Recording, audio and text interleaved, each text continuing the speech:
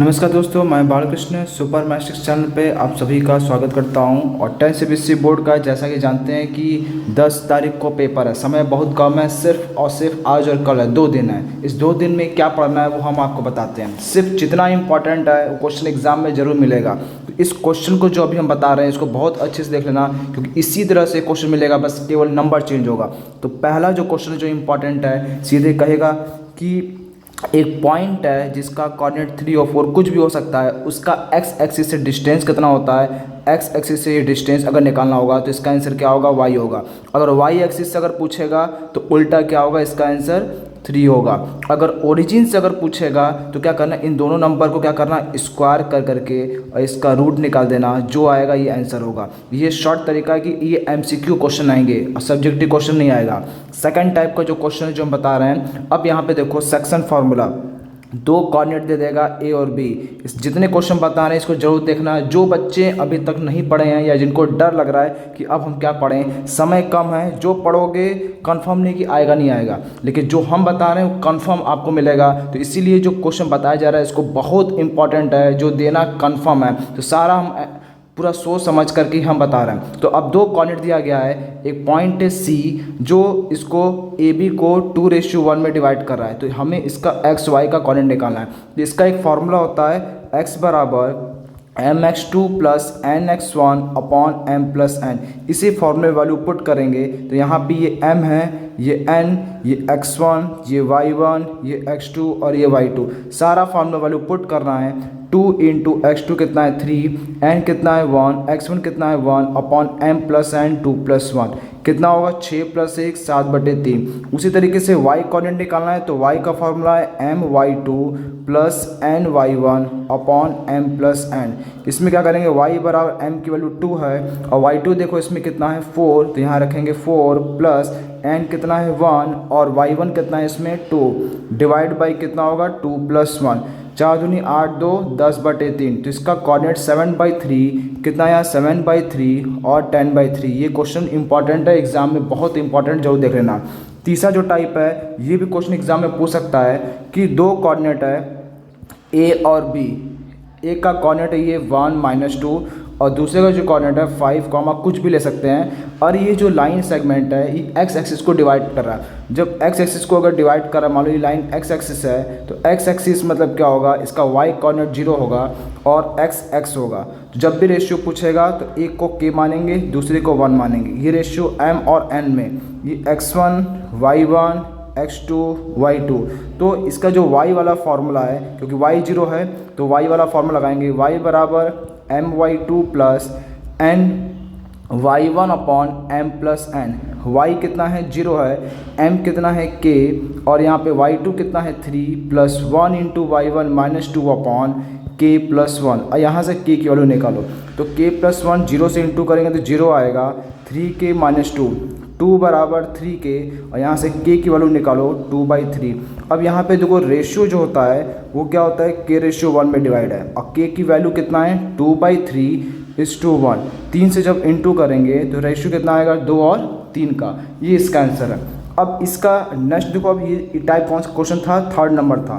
Question number 4 है, ऐसा भी क्वेश्चन एग्जाम में पूछ सकता है कि 2 पॉइंट है ए और बी और इसका कोऑर्डिनेट मान लो 1 - 1, दूसरा कोऑर्डिनेट 2 और कुछ भी हो सकता है 3। एक लाइन है, ये line x plus y plus 1 इस लाइन ए बी को डिवाइड कर रहा है। तो पूछ रहा है किस रेशियो में डिवाइड करेगा। मान लो पॉइंट सी है, जब भी रेशियो पूछेगा k और 1 में डिवाइड करेगा। तो हम क्या करेंगे, सबसे पहले सी का कोऑर्डिनेट निकालेंगे। फॉर्मूला क्या लगाएंगे, वही mx2 plus nx1 upon m plus n। Formula यही लगा देंगे। x बराबर m की वैल्यू देखो क्या है k, n कितना है 1, ये x1 है, ये y1 है, ये x2 है, ये y2 है। तो m कितना है k, x2 कितना है 2, n कितना है 1, x1 कितना है 1 अपॉन k प्लस 1। तो x बराबर कितना आएगा 2k plus 1 upon k plus 1। उसी तरीके से अगर y कोऑर्डिनेट निकालना होगा तो my2 plus n y1 upon m plus n। इसी फॉर्मूले में जो वैल्यू पुट करेंगे k इंटू y2 कितना है 3 प्लस n कितना है 1 और y1 कितना है -1 अपॉन k प्लस 1। तो वैल्यू कितना आया, y की वैल्यू बराबर 3k-1/k+1। मतलब हमें जो वैल्यू मिला है ये एक्स वाई, ये किसका कोऑर्डिनेट है, c का कोऑर्डिनेट मिल गया। और जो c है पॉइंट कहाँ पर है, लाइन x + y + 1 = 0 को सेटिस्फाई करेगा क्योंकि इस लाइन पर है। तो ये x की जगह रखेंगे 2k+1/k+1, y की जगह रखा 3k-1/k+1 + 1 = 0। इससे यहाँ से हम k की वैल्यू निकालेंगे तो k+1 एलसीएम लेंगे तो 2k+1 + 3k-1 + k+1 = 0। तो k+1 वहाँ जाएगा तो 0 हो जाएगा, 2k 3k + k मिलकर कितना होगा 6k हो जाएगा। 1 से 1 कटा +1 = 0, तो 6k = -1, तो k = -1/6। नेगेटिव आने का मतलब ये है कि वो क्या कर रहा है, इसको डिवाइड कर रहा है एक्सटर्नली। तो रेशियो जो होता है मेरा k/1 में डिवाइड होगा, और ये 1/6/1, 6 से इंटू करेंगे तो क्या होगा 1/6। और यहाँ लिखेंगे एक्सटर्नली, क्यों लिखेंगे, क्योंकि यहाँ पे k की जो वैल्यू आ रही है वो क्या आ रही है, नेगेटिव आ रही है। ये क्वेश्चन भी बहुत इंपॉर्टेंट है। देखिए क्वेश्चन कौन सा था, क्वेश्चन नंबर 4। अब देखो 5वां नंबर क्या है, ये भी क्वेश्चन इंपॉर्टेंट है कि एक पैरेललोग्राम है, इसके कोऑर्डिनेट दे देंगे ABCD। इसका कोऑर्डिनेट जैसे मान लो दे दिया 1 2, दूसरा कोऑर्डिनेट कुछ भी 4 5, तीसरा कोऑर्डिनेट दे दिया 3 और 1, और चौथा कोऑर्डिनेट पूछ रहा है। ये कह रहा है कि ये AB पैरेलल CD और BC पैरेलल AD, क्योंकि ABCD पैरेललोग्राम है तो आमने सामने साइड पैरेलल। तो पूछा है चौथा कोऑर्डिनेट क्या होगा, ऐसा क्वेश्चन भी एग्जाम में आ सकता है। तो पैरेललोग्राम की प्रॉपर्टी होती है कि इनके जो डायगोनल्स होते हैं AC और BD एक दूसरे को बाइसेक्ट करते हैं। बाइसेक्ट करने का मतलब OA = OC। अगर OA = OC है तो वो क्या होगा, मिड पॉइंट होगा। तो मिड पॉइंट का फॉर्मूला लगाओगे 3 और 1 4, 4 का आधा कितना हो जाएगा 2, और y को y में जोड़ेंगे तो 2 और 1 कितना होगा 3, 3 का आधा कितना होगा 3/2। सेम यहाँ से भी इसका क्या होगा, वो भी OD क्या होगा, बाइसेक्ट करेगा। जब बाइसेक्ट करेगा तो दोनों क्या करेंगे x प्लस दोनों को जोड़ करके / 2 करेंगे, और y को जोड़ेंगे कितना होगा y + 5/2। दोनों जो कोऑर्डिनेट है O पे मिल रहे हैं तो दोनों का x को क्या करेंगे, बराबर करेंगे। तो x + 4/2 = 2, तो x + 4 = 4, तो यहाँ से x की वैल्यू कितना आ गया 0। और y को बराबर करेंगे, y वाला कोऑर्डिनेट बराबर करेंगे क्योंकि दोनों एक ही पॉइंट में मिल रहा है। y + 5/2 = 3/2, 2 से 2 कटा, y + 5 = 3, तो y कितना होगा -2। तो जो कोऑर्डिनेट होगा वो मेरा क्या होगा 0 और -2, ये इसका आंसर हो गया। नेक्स्ट क्वेश्चन देखिए, क्वेश्चन नंबर कौन सा 5वां था, question number 6 number. Distance formula से भी क्वेश्चन आ सकता है, ऑब्जेक्टिव क्वेश्चन। डिस्टेंस फार्मूला में कौन सा क्वेश्चन आएगा वो भी बता दे रहे हैं। 2 पॉइंट A और B दिया गया है, इसका कोऑर्डिनेट A और B है, दूसरा कोऑर्डिनेट -A - B है, इनके बीच का डिस्टेंस निकालना होगा। तो फार्मूला इसका होता है रूट में x2 - x1 का whole square plus y2 - y1 का होल स्क्वायर। तो ये देखो यहाँ पे ये x1 है, ये y1 है, ये x2 है, ये y2 है। फॉर्मूला रखोगे तो क्या होगा, -a को घटाना है x1 मतलब a से, प्लस y2 कितना है -b को घटाना है b से का होल स्क्वायर। तो कितना होगा -a -2a का होल स्क्वायर -2b का होल स्क्वायर। अब इसको सॉल्व करना है तो देखो कितना आएगा, बराबर रूट में 4a² प्लस 4b²। इसमें से क्या करेंगे 4 कॉमन ले लो तो कितना आएगा a² प्लस b², और 4 बाहर निकलेगा तो 2 आएगा, रूट में a² प्लस b²। ये इसका आंसर हो गया। तो जो इंपॉर्टेंट क्वेश्चन था वो हमने बता दिया।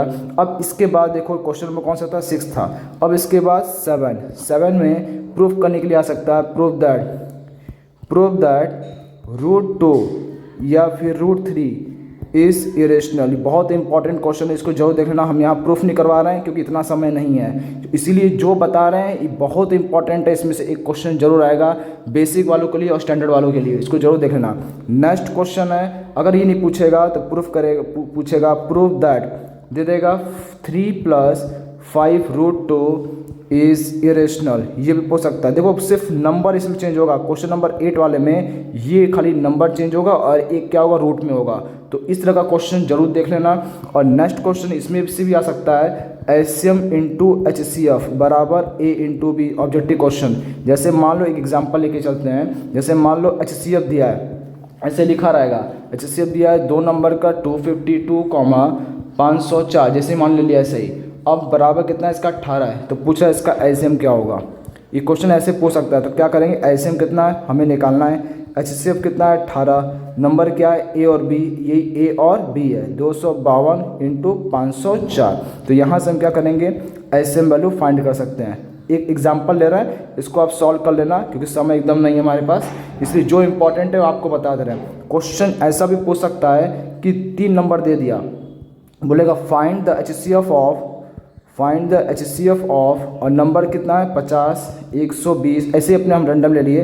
इसको एचसीएफ निकालना है किससे, बाय लॉन्ग डिवीजन मेथड से, बाय लॉन्ग डिवीजन मेथड। ये भी क्वेश्चन ऐसा देख लेना, इंपॉर्टेंट क्वेश्चन। नंबर खाली चेंज होगा, तरीका एकदम जो हम बता रहे हैं क्वेश्चन मिलेगा। नेक्स्ट क्वेश्चन जो है लिखेगा प्रूव दैट 6 की power n can never and with digit 0। ये बहुत इंपॉर्टेंट क्वेश्चन है, इसको जरूर देख लेना। इसका सॉल्यूशन हम लिख दे रहे हैं क्योंकि प्रूफिंग कई लोग सही से लिख नहीं पाते हैं इसका। 6 के पावर n, देखो 6 के पावर n, जब सबसे पहले ये n क्या है, फॉर एनी नेचुरल नंबर, यहाँ लिखा फॉर एनी नेचुरल नंबर, किसी भी नेचुरल नंबर के लिए प्रूफ करना है 6 के पावर n कभी भी 0 एंड नहीं कर सकता। मतलब कहने का मतलब ये है कि 6 के पावर 1 लेंगे तो क्या होगा 6 होगा, 6 के पावर 2 लेंगे कितना होगा 36 होगा, 6 के पावर 3 लेंगे कितना होगा 216 होगा। तो पूछा लास्ट में जो नंबर है यूनिट प्लेस पे वो कभी 0 नहीं आ सकता। ये खाली समझाने के लिए किए हैं, इसको एग्जाम में मत लिखना। लिखना क्या है, लास्ट में पहले नंबर यूनिट प्लेस पे 0 तब आएगा जब वो नंबर 2 और 5 दोनों से डिवाइड होगा। तो लिखोगे we know that any number can end with digit 0, any number can end with digit 0 when it must be factor of both 2 and 5। जो 2 और 5 का फैक्टर होगा वही यूनिट प्लेस पे 0 आएगा। तो लेकिन लिखेंगे यहाँ लिखेंगे प्राइम फैक्टराइजेशन ऑफ 6 क्या होगा इसका 2 into 3 होगा। ये 2 का फैक्टर है, लिखेंगे in this case it is factor of only 2 but not 5। 2 का फैक्टर कि 5 का फैक्टर नहीं है, तो इसीलिए हेंस 6 के power n can never and with digit 0 for any natural number. ये प्रॉपर स्टेटमेंट लिखोगे तब जाके नंबर मिलेगा। तो इसका बच्चे को लिखने नहीं आता है कि क्या लिखना है नहीं समझ में आ रहा है, इसलिए ये प्रॉपर स्टेटमेंट लिखोगे तभी जाके नंबर मिलेगा, कुछ भी लिखने से मतलब नहीं है। और एक लास्ट जो क्वेश्चन है जो पूछ सकता है, ये भी हम बता दे रहे हैं, ये भी इंपॉर्टेंट बहुत है। लिखेगा explain why 7 into 11 into 13 plus 13 and number दूसरा है 7 into 6 into 5 into 4 into 3 into 2 into 1 plus 5 are composite number. तो अब ये बताना, एक्सप्लेन करना है कि ये कंपोजिट नंबर क्यों हैं। तो एक थोड़ा सा कंपोजिट नंबर के बारे में बता दे रहे हैं, वो क्या चीज़ है। कंपोजिट नंबर क्या होता है कि कोई भी नंबर, जैसे मान लो 2 हो, 4 हो, 6 हो, ठीक, और जैसे मान लो 7 है, ये 2 किस नंबर से डिवाइड हो सकता है, या तो 1 से डिवाइड होगा या तो 2 से डिवाइड होगा। 4 किससे डिवाइड होगा, या तो 1 से, या तो 2 से, या तो फिर 4 से। 6 किससे डिवाइड हो सकता है, या तो 1 से डिवाइड होगा, या तो 2 से, या तो 3 से, या तो खुद 6 से। 7 1 या फिर खुद 7 से। तो देखो 2 जो नंबर है 1 को छोड़ करके बाकी कम से कम 2 नंबर से डिवाइड होना चाहिए। तो ये सिर्फ 1 को छोड़ कर बाकी एक नंबर से हो रहा है, इसलिए ये कंपोजिट नहीं है। 4 देखते हैं, 4 देखिए, ये 1 को छोड़ के बाकी 2 नंबर से डिवाइड हो रहा है, कम से कम 2 नंबर से डिवाइड होना चाहिए 1 को छोड़ करके, मतलब एक कंपोजिट नंबर है। 6 1 को छोड़ दो, 2 3 6 3 नंबर से डिवाइड हो रहा है, कंपोजिट है। 7 1 से हो रहा है, 1 से नहीं होगा, 1 को छोड़ करके बाकी एक नंबर से हो रहा है, इसलिए कंपोजिट नहीं है। इसका मतलब ये हो। अब इसको सॉल्व कैसे करेंगे, पहला जो वाला केस है 7, क्या करो इसमें 13 कॉमन ले लो, 7 गुणे 11 प्लस 1, तो 13 इंटू कितना होगा 77 प्लस 1 हो गया 13 इंटू 78 को फैक्टर करो इंटू 2 इंटू 3, कितना होगा 13 का स्क्वायर इंटू 2 इंटू 3। ये जो नंबर है 1 को छोड़ के बाकी कई नंबर से डिवाइड हो रहा है, तो इट इज़, तो ये जो क्या होगा, इट इज़ क्या होगा, क्या दो नंबर मतलब 1 और 2 को छोड़कर इट इज़ क्या है, कंपोजिट नंबर है। कंपोजिट नंबर क्यों कंपोजिट नंबर है, क्योंकि इट इज़ फैक्टर ऑफ, क्या होगा, किसका फैक्टर है, 2 3 13, तो मोर देन 2 का फैक्टर है, इसलिए क्या होगा, ये कंपोजिट नंबर होगा। It is composite number because, reason लिखना पड़ेगा, it is factor of more than 2 number, दो नंबर से जो कम ज़्यादा फैक्टर है, इसलिए क्या होगा, ये कंपोजिट नंबर। सेम वैसे ही सेकंड वाला भी सेम ऐसे ही करना है। तो ये क्वेश्चन जो अभी हमने आपको बताया बहुत ज़्यादा इंपॉर्टेंट है, इसको देख लेना, क्योंकि जो बताया गया इसमें से क्वेश्चन जरूर आएगा। जितना वीडियो बनाया जा रहा है इस समय 2 दिन के समय में, इस वीडियो को कम से कम जरूर देख लेना, क्योंकि अभी 3-4 वीडियो हम और अपलोड करेंगे जो क्वेश्चन उसमें से आना जरूरी है। तो बेसिक स्टैंडर्ड दोनों के लिए इंपॉर्टेंट है। तो बस आज के लिए इतना ही। जय हिंद, जय भारत।